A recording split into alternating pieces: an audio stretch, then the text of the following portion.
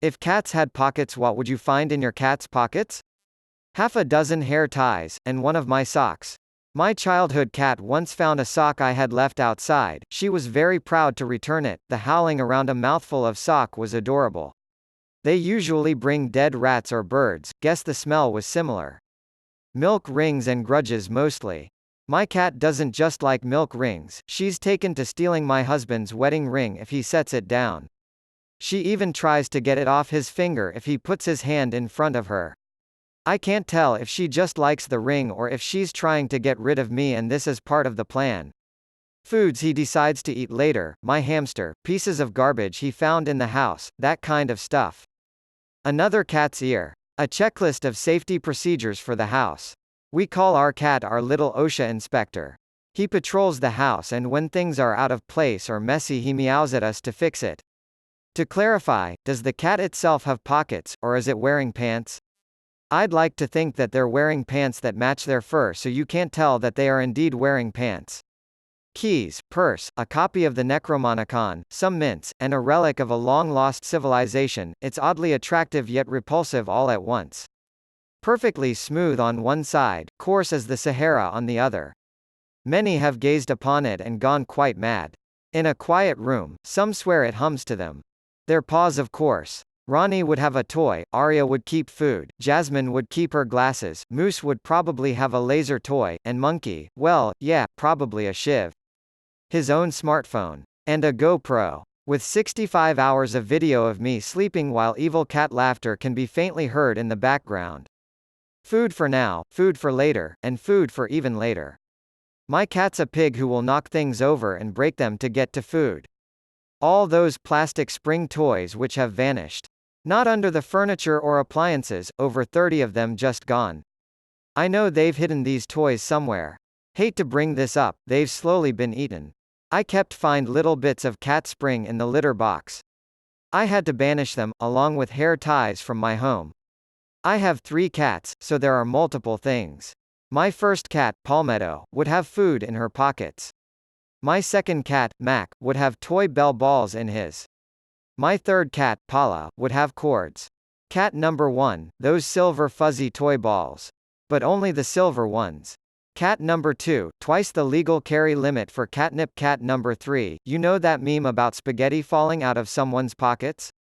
It's that, but with Friskies turkey and cheese. Cat number 4, let's see, chewed up rubber power cables, elastic bands, Whiskas Temptations, crinkle balls, fuzzy crinkle balls, litter, the carcasses of the Manda rats she has felled, stolen puzzle pieces, stolen socks, and a picture of her one true love, cat number 1, who hates her guts. A bunch of those things from the caps on jugs of milk. My mom always called them Wookiees. When we moved our refrigerator, we found a graveyard of them. I would find my cat unable to move from the massive amounts of turkey she would have weighing her down. Little lady is a fiend. She would have something to play fetch with, just in case the opportunity arises. I've had another cat that could play fetch, but only if I started it. This sweet, obnoxious kitty will wake me up at night with her ball. I hid all of her toys at night for a few days before she started figuring out she could bring anything to play with. Earmuffs, a small kid toy, pencil, all the hairbands, etc. My big boy Ted would have a plastic bag full of plastic bags because he loves sitting on plastic bags for some reason. His other pocket would be full of cat toys because he likes to move them all into his plastic throne like a dragon hoarding gold. My little queen Agatha would put a little toy snake she loves and then probably try and keep milk in her other pocket somehow. Either that or weapons she can use to defeat Ted. Algorithms regarding gravitational pull on objects near edges of shelves and counters, width, length of average temperature of laptop keyboards, and quantum studies on the speed of light and methods to entrap it. The car keys. Maggie does not approve of her staff leaving. We are supposed to stay home at all times, awaiting her instructions, demands for food, the opening of doors, lap time, or pets. Cat 1, all the spoons. We find them in random spots in the house. Why, not a clue. And the red wool mouse. And the triangle toy thing and the tennis ball and the laser pointer and the pens, the chopsticks. Cat 2, all the hair ties. I have 2 cats. This is Oliver. Random bottle caps. He then takes them out at 2 a.m. and scrapes them across the floor slowly. 2 a.m. is Oliver party time at my house. Last night I got woken up by chopsticks and I have no clue where he got them from. My other cat Fluff would have boxes from Amazon in his pockets. Hair ties. At least 47 of them, mostly the new ones I've just bought and thought I'd hidden. My other cat would have 3 Canadian pennies, a red Kraft pom-pom, a partially chewed Ziploc baggie, and the last bite of a now ossified chicken nugget she stole from my daughter months ago. Probably a stink bug. My cats are obsessed with those little bastards flying around, but when they catch one, they don't know what to do with it. Can't bite it. Can't really paw at it or bat it around to play with it. So stick in their pocket. Lengths of tangled up and slightly damp yarn, bits of stale kibble, a laser pointer, and an old dead smartphone to rub his face with. My keys, batteries to the remote, and various buttons he finds that he uses as currency to trade with my other cat for things in her pockets. In Mouse's pockets I bet she'd always carry a lil snack, hand warmers, and mace for when the dog gets too close. In Clint's it would be like if you turned out the pockets of a little boy, a marble, a button, a chewed pencil stub, 2 dimes and a quarter, etc. I have 4 cats inside plus 5 outside, so, catmint, and I mean a lot of catmint. Small dead animals to play with later. Pieces of my mom jewelry. Necklace made of bird skulls for cultists' reasons. Dry food to eat when they have a hungover after catmint overdose. And most important, a lot of my love that I try to give them every day. A toy rubber worm that I think she stole from my nephew. She drops it at our feet whenever she wants to play fetch. But also, she loses it very frequently by batting it under furniture and whatnot. Whenever it turns up again, she is as happy as a clam. I think the pockets would serve her well. No doubt she would forget what she put in there and be in for a pleasant surprise when she finds her worm. Couple of tuna cans, a sock, that weird toy he likes to toss around for some reason, a tome on the most ancient horrors of the universe and how to summon them, and a little ball of fuzz I'm pretty sure he found behind the fridge. A passport, a monocle, a paperback edition of This Side of Paradise, a handwritten letter to his sweetheart detailing why he won't be able to meet her at the airport and why she should find herself a new life in Argentina. My cat passed away some 24 years ago. He kinda looked like Salem from Sabrina the Teenage Witch. If he had had pockets, there would have been a list there with the names and addresses of every old lady in the town we lived in. Whenever we tried to feed him dry cat food, he would get offended and go and visit some dear old lady that would take pity on him and cook fish for him. He did this on numerous occasions until we finally caved. Straight pins, shoelaces, and fragments of plastic bags. Better than her using my shoes and floor space for storage of her straight pin collection, as that soon relocates them into my foot.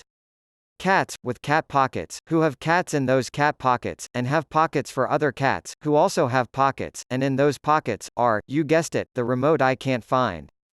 Cat A pocket full of rubber bands, I mean she hunts these bad boys from the kitchen sides. Cat T, a pocket full of cake and cheese, I don't even encourage such nonsense. This is a tough one for me. My cat is a lesser of the weirdos, and oddly enough doesn't really have any obsessions. So I'd probably find some dried up leaves, grass, bird feathers. And a dried up dingleberry that came from her. Lol. Lint accidental, a ribbon that she was supposed to be wearing for fun, my mom's chapstick deliberately stolen, and a knife just in case. Zelda Marie would have a tiny nail file and snacks. Pipkin would have his favorite blue toy. General So would have a survey of French philosophy. My cat loves those little yellow Nerf bullet balls. She loves to play fetch with them and carry them around in her mouth. We ended up losing a bunch of them, but when we replaced our oven, we found a bunch she had batted under there. Most likely he would have lunch meat, his favorite, and plastic bags. The bags are so he can chew on them when he wants to, since he loves chewing on plastic bags, though he is forbidden from doing so. Hair ties. All the hair ties that ever were. She's such a hoarder. She'll listen for me to start the shower, come flying in, jump on the counter, and stare at me until I take my hair out. The second that thing hits the counter, it's in her mouth and out the door. When I moved a couple years back, I pushed away one of the chairs from the wall and found a literal nest of like 100 plus hair ties and fuzzies from my knit hats collected in the corner. Lol. Her emergency dirtying herself dirt. Because God forbid that cat gets cleaned without going outside and immediately rolling in more dirt to come back to show you how absolutely useless that cleaning attempt was. Definitely his toy mouse. He carries the thing around the house in his mouth like his life depends on it.